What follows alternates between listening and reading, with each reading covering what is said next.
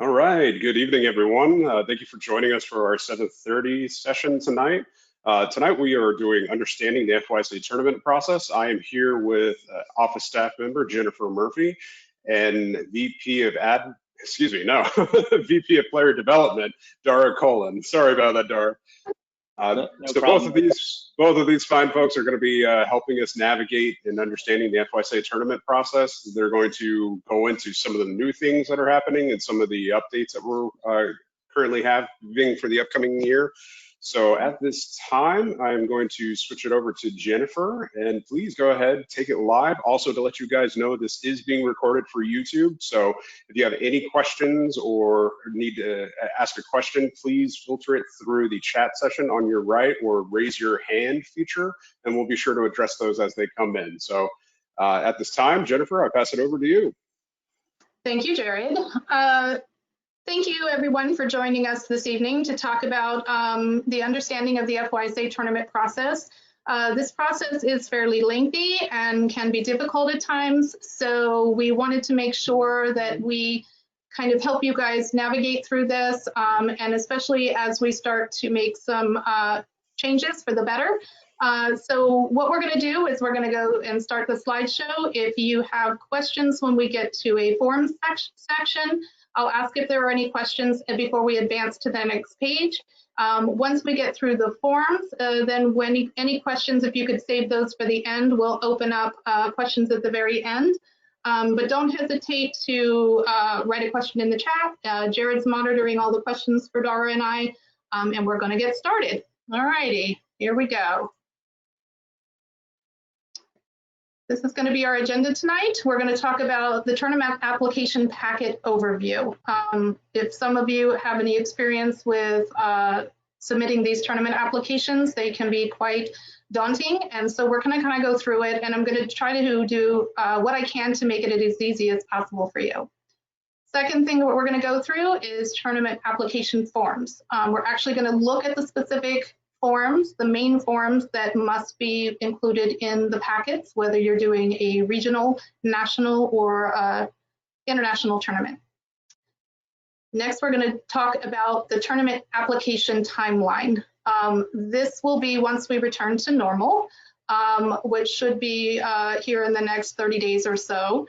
Then we're going to go through a look at the current application fees as listed in our bylaws, and there is a proposal for new tournament application fees. At that point, Daragh is going to discuss that proposal and give you the reasons why this proposal came about. Lastly, we'll get some final questions or comments from you, and once we're done with this webinar, if you have any follow-up questions after we're done, you're welcome to email me at any time. All right, let's get started. So within the tournament application packet, there are actually two packets. One is for FYSA, one is for the USSF. So first, we have the FYSA required application forms, which consist of an application to host, a hosting agreement form, and a club responsibility form. All of these forms are very important because they create the fiduciary part of your club in regards to the tournament. Next, we have the international tournament application part. If you're running any tournament that you anticipate having international teams coming in, these forms must be completed and they have to be sent to the Federation for approval. They have the Soccer International Tournament Games hosting agreement similar to ours. They have their application to host a game or tournament. And then they have the Ted Stevens Olympic and Amateur Sports Act form. Okay, so let's get right to it. Some of you have already seen this form. Some understand it, some aren't sure exactly what to put where. So we're going to talk about that a little bit.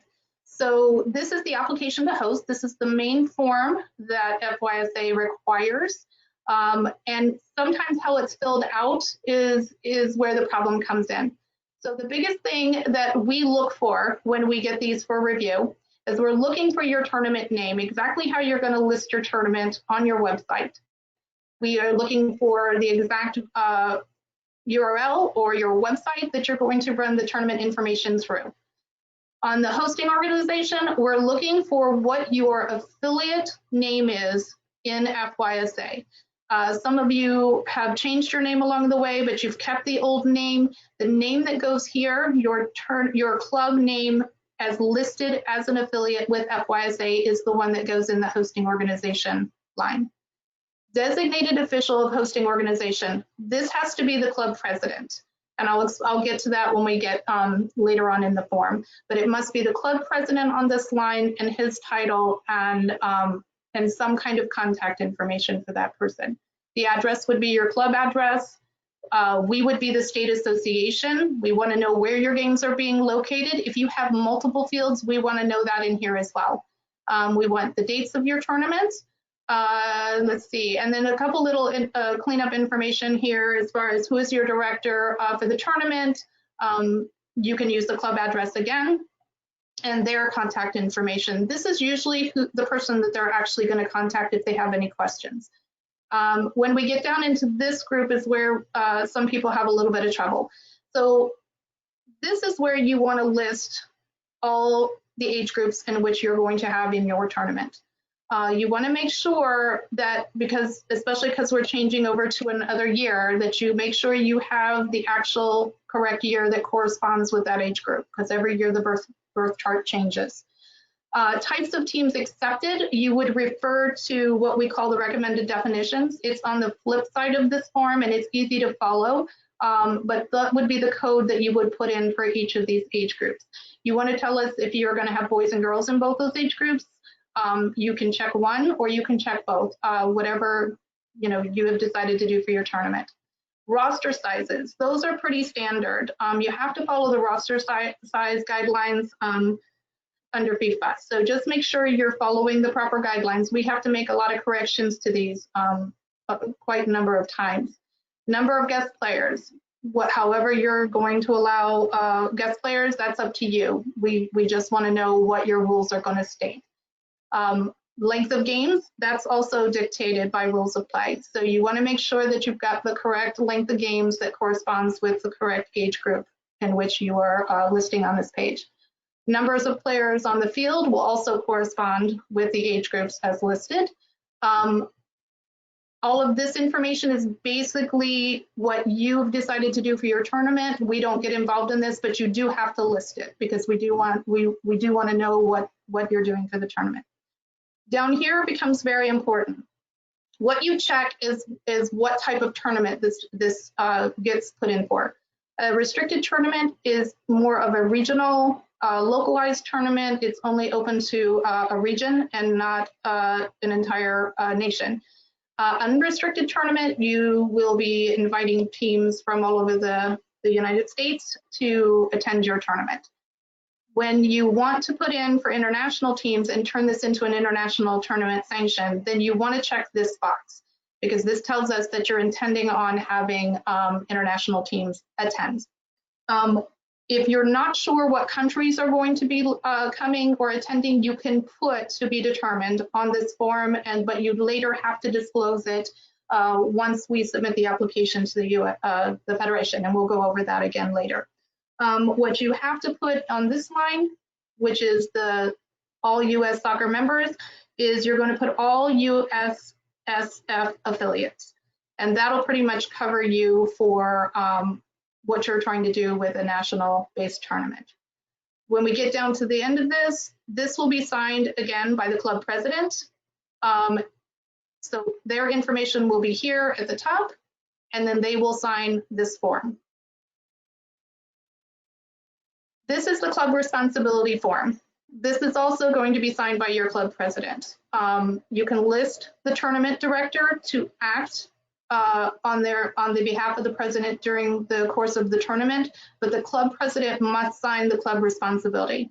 So the reason that we require these two forms be signed by your club president is because they are your fiduciary for your club and your board. If anything is ever challenged in court, if anything is ever brought against FYSA, then this goes back to the club, and they are the only ones that can sign legal documents for the club. Does anybody have any questions in regards to these two forms?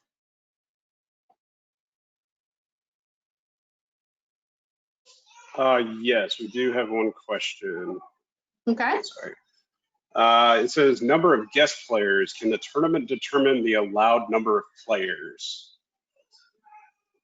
It can within the, Daragh, isn't it within the FIFA regulations?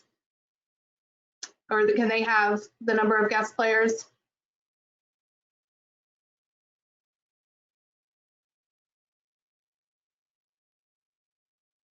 Can you hear me? Sorry, Jennifer, I didn't get you there. What was the question? They're asking about the guest players on the Is the form. number of guest players, can the tournament determine the allowed number of players? Can the tournament allow or determine the number of guest players? I'd have to double check on that. I always thought the number was 4. I thought it was up to 4. I thought that's what I thought. I could double check on that. Okay.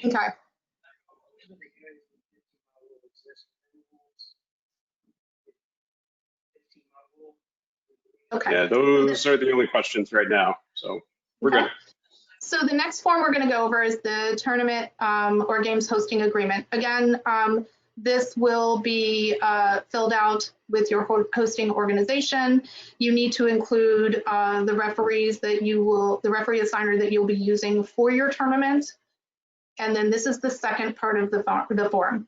This form will be signed by your club president, again, your fiduciary, and then signed by your tournament director as well. You need to make sure you put your hosting organization information and where your headquarters will be, which is usually for most clubs going to be their club address. This is a pretty straightforward form, so if anybody doesn't have any questions, we will move on to the next set. Okay, so this is where we get into the international sanctioning. This is the tournament games hosting agreement from the Federation. Theirs looks a little bit different than ours. Some of the information is placed in different areas. They want to know if you're going to be using field marshals. They want to know if there's somebody in charge. If you're using field marshals and it's going to be you as the tournament director, then I would just put the tournament director's information in there. Let's see, there's a second page to this form, which also talks about the Ted Stevens Olympic and Amateur Sports Act. Again, tournament club president and tournament director would sign this information as well. This is the Federation's application to host. What the Federation is looking for here is if you're going to be hosting foreign teams, they want to know where those teams are coming specifically. They want to know the country and the age of the teams that are coming. If you don't know this information when you first submit for your tournament, it's okay. The Federation will tell you that they will give you an approval temporarily, but once you know what those teams are going to be, they want to know. They want you to email them back and let them know because they do keep track of this. And I just noticed their form is a little messed up. The other thing that the Federation requires is a credit card authorization form. They haven't gone digital with this yet, so you are required to fill this out. They do shred it. Once I receive the packet, I send it off to the Federation for approval along with our approved tournament packet. And then as soon as they run the card, then they actually shred the document. Okay.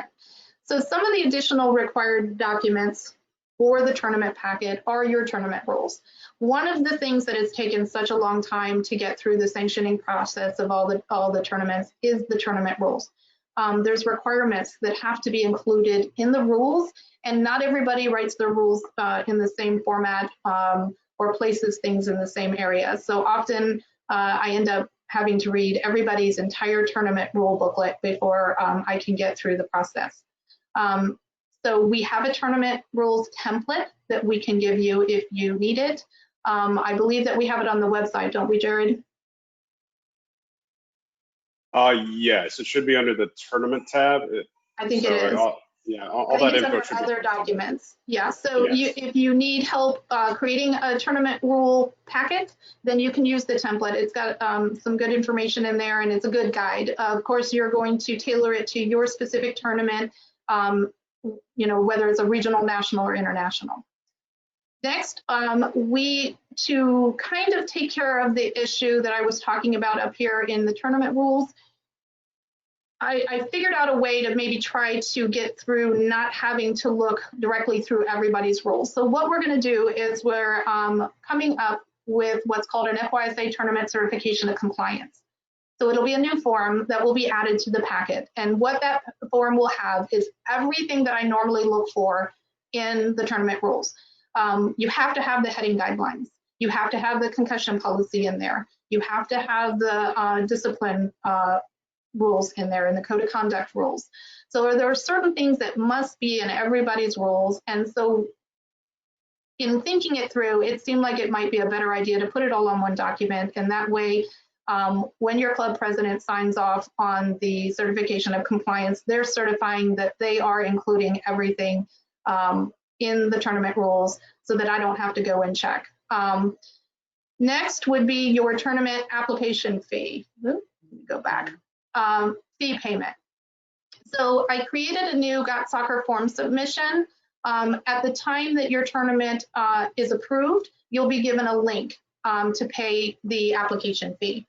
So once you get that link and you pay the application fee is when you would get your official email with all your approval documentation and all the documentation required for the post-tournament.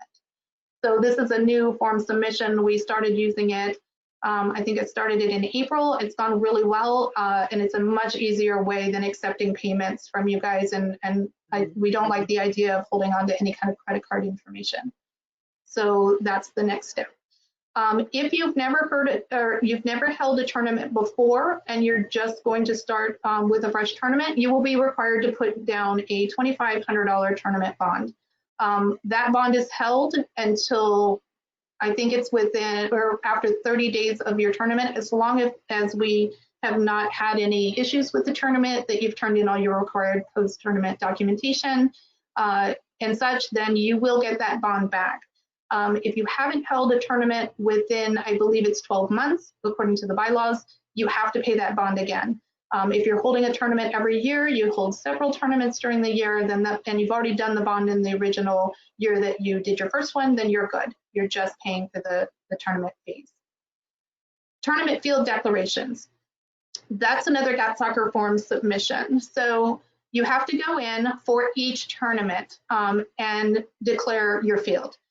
You can't declare a field for the entire year. We've had a couple people put in and put for the whole seasonal year. You can't do that. The certificates are specific to each specific tournament. So you want to make sure when you go in and put in for your field declaration that it's only for your specific tournament, because it's going to ask you the dates in which you're holding your tournament. The next step would be putting in for your tournament proof of insurance request. This will be very specific. You're going to have to make sure when you put in for your proof of insurance that you are using the owner of the field. So whoever owns the field that you're going to be using for your tournament, you're going to have to make sure that they are listed as the certificate holder. You want to make sure you ask them if they, who is going to be the contact on the certificate. You want to make sure you have their proper address and phone number and such. The reason this is really important is because often we're getting these proof of insurance requests and we issue the certificate, and then the counties and localities are coming back to us and saying that the certificate is not right. So we want to make sure that we have all the information. If you're not sure, feel free to email me and I'll absolutely help you. There are some localities that I have the information, and if I already have it in my system, I can help you get that. Does anybody have any questions up to this point? Yeah, we got a couple of questions here in chat for you, Jennifer, or Daragh, whoever can answer it. I'll just go down the list. First one comes from Gregory Kaido. My apologies if I'm saying that incorrectly. Is the assigner certificate checked or checked? I think we need maybe some further clarification on that one.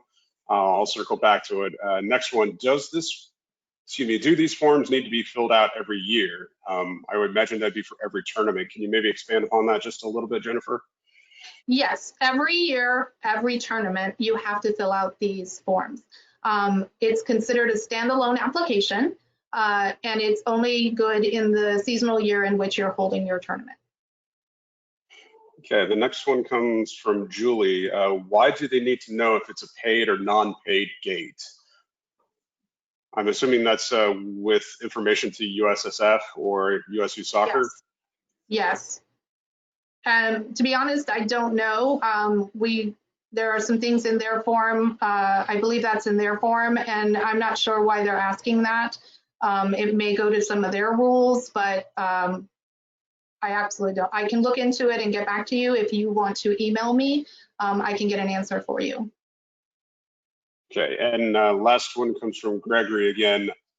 On the bond, you hold it for 1 year, but due to COVID-19, the tournament is moved to next year. Can you hold the bond, or do we have to pay a new bond due to the seasonal year from the pandemic? We can hold, we leave that up to you. We can hold on to the bond until the next year, or we can refund it until you submit for your next tournament. It's completely up to you. Okay, got some clarification from that earlier one. Does FYSA check that the assigner is verified? I would believe that's correct, yes? Yes, yes. It's part of the process. Okay. We are good on questions right now if you'd like to continue. Okay, so as we kind of alluded to previously when we were going through the forms, this talks about this, we're going to call it a certificate of compliance. And we'll put everything we can in here. We'll have the jewelry policy in here. You know, we'll want to know the same things that we use the checklist to go through to make sure we're in your rules documents. So the biggest things will be the risk management policy. The risk management policy is also the responsibility of the clubs and the tournament directors. We want to make sure that everybody understands the policy, and we want to make sure that everybody understands they have to follow the policy. Hold harmless waiver will be in place for tournaments, just like it is for the clubs and the players. We want to make sure that everyone associated with the tournament that will be on the field or have any access to the players will also be completing background checks. It's really important that we get this step done. Since we've put our new platform in place, we've actually had a lot more hits than we used to. So it's a very important step, and making sure, especially with a lot of the insurance things that we're going through, this is going to be very much checked throughout the year. Let's see, birth year chart, we have that in there. We want to know what your refund policy is. We will not get in between you and as a club or you as a tournament as far as what your relationship is with the teams, the other clubs that are attending. That is your refund policy. We do often get calls, and we do let them know that that's between the tournament and the teams that have signed up for the tournament or the clubs that they're coming from. We also want to know what the forfeit rules are. A lot of these things here help us when we're fielding questions or when we get questions. It helps us with more information. It helps us help you. Any questions on the new certificate of compliance? I'm not seeing anything right now. Oh, wait, hold on. How about the safe sport and concussion form? Tournament directors should be certified. We support that and should be a new standard. That comes from Bill Fisher. Do you want to maybe piggyback off of that? Yes. So Bill, you know, if you're a tournament director or you have any position within that tournament, whether you're a standalone tournament company or you're a club, you must have everyone background checked, safe sport and CDC. So it's very important that anybody that works with on your board, anybody that works with your tournament has to go through the same procedures of the background checks, the safe sport, and the CDC concussion. Does that answer your question, Bill?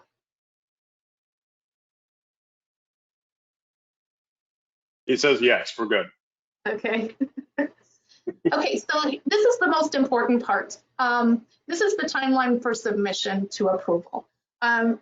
what people don't realize sometimes is that there are some clubs that do tournaments all year. They've done tournaments for years and years. They've done the same tournaments all year. So a lot of clubs will submit all of their tournaments at the same time. Some of them are quite a number of them. So what usually happens is we get the tournament packet in, and it goes into a pile according to the date that it was received.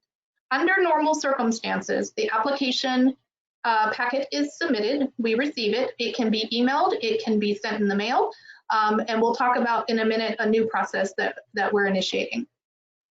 There is a difference between over 30 days before the event versus under 30 days.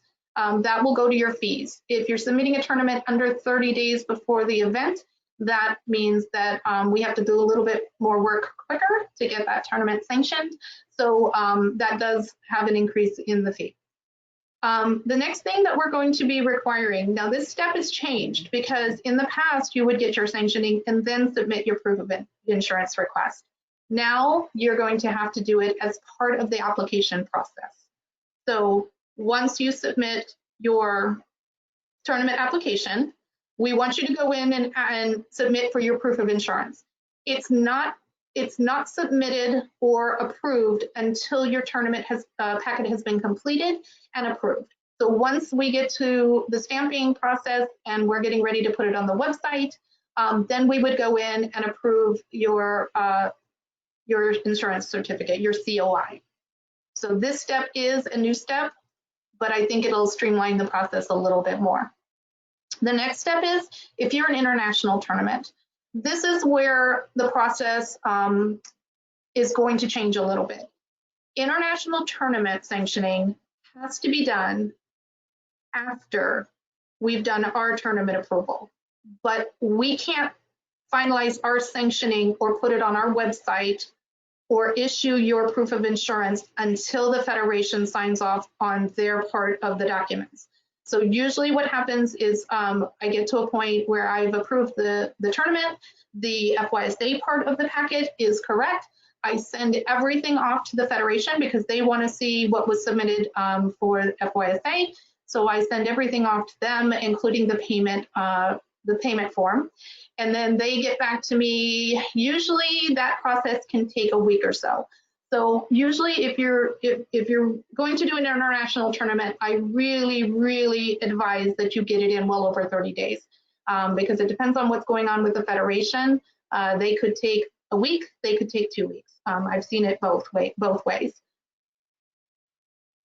Next step, after all of this has been completed and we get to, the FYSA part has been sanctioned, if it's an international tournament, it's been sanctioned, then it gets posted on the website.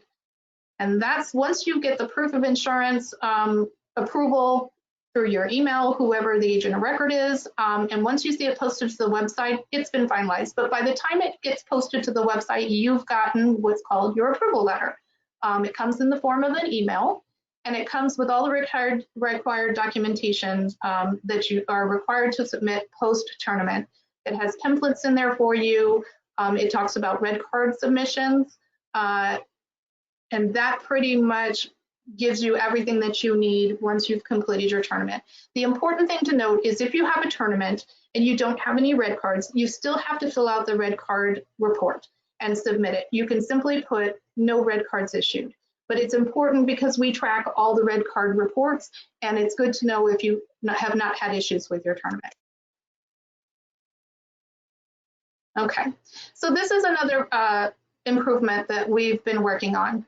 We are looking to put this entire process online.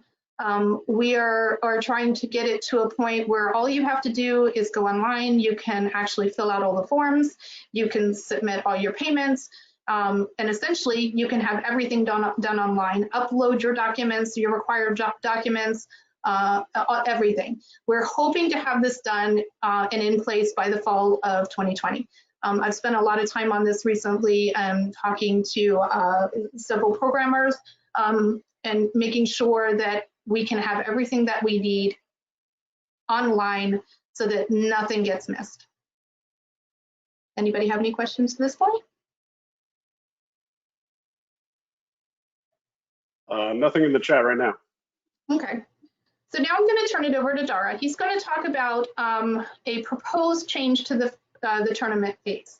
The slide that you have before you is what's actually written in our current bylaws, 905. And I'll turn it over to you, Daragh. Okay. Hi, good evening, everybody, and thank you so very much for joining us on the call here tonight. Yes, as you know, we have a current bylaw 905, tournament and travel fee section. When I first came on the board there last August, again, this is one of the areas that fall under my role as VP of Player Development. And sitting down with when we actually could do that back in the past, as you call it, and sitting down with Jennifer and of course our new executive director Joel Dragan, we talked about this, and we talked about how can we streamline the process, and I think Jennifer's outlined some of that there, some exciting things that are forthcoming, but where does the process get stuck, and what are those major issues? And some of the things that we found was, in speaking again with Jennifer, who is solely dedicated for this, is the amount of time taken to complete the process, either before a tournament, whether it be processing paperwork that has been submitted incomplete, which does happen a lot, or then after the fact of the tournament, where there is issues with red cards or injuries and what have you in reports, where Jennifer has to then take the time to notify that association, and or sometimes out of state associations, and it does create a bit of a heavy workload for Jennifer.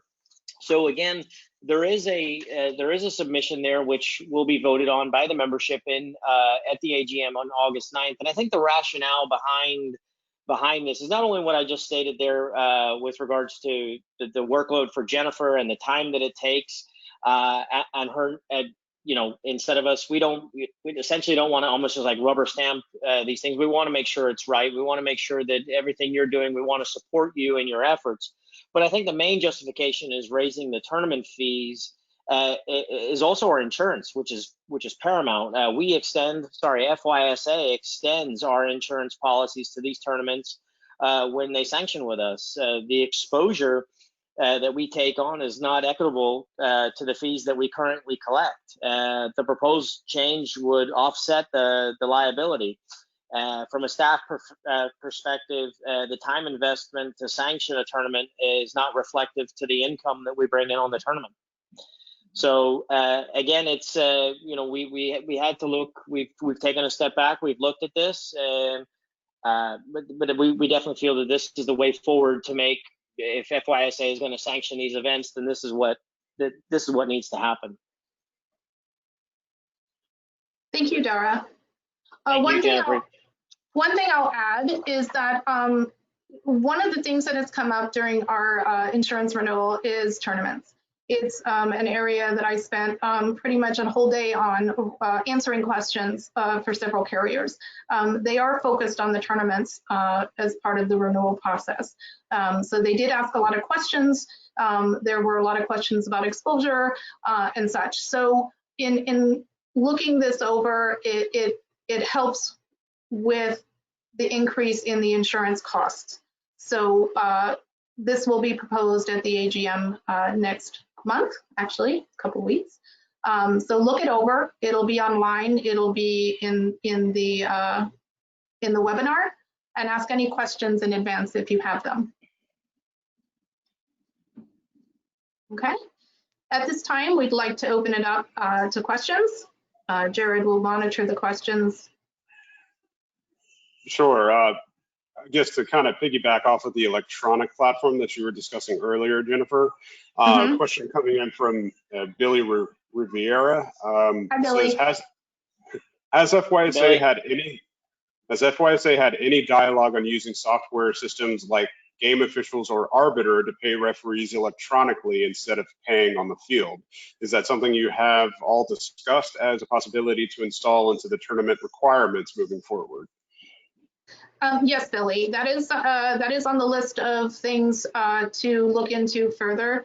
Trying to take things in small pieces to get things accomplished and then move on to the next thing. So that will be something that we look at next to help with that process. I think it would help the tournaments greatly, and also the referees in the end. So yes, that is on our list of things to work on. He says, thank you. Another comment from Gregory. I have seen some tournaments that the assigner is not certified with FSR. I'm guessing he's asking what to do with that, or should he report to you guys maybe if you're seeing someone that's not certified with FSR?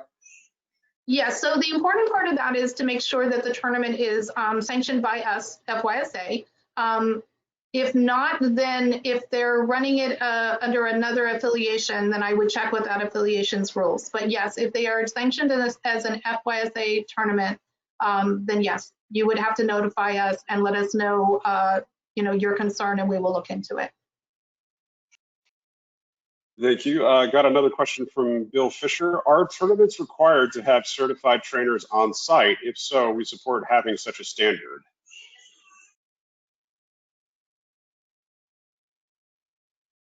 Yes, I would say yes. If you should have tournament or trainers on site for a tournament.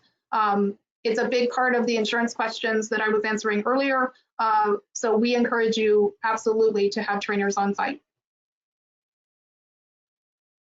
Also, to people in the chat room or the attendee listing, if you'd like to use your microphone or phone, please feel free to raise your hand and I'm able to unmute you so that way we can address questions if you prefer that method over the chat system, just to let you guys know too.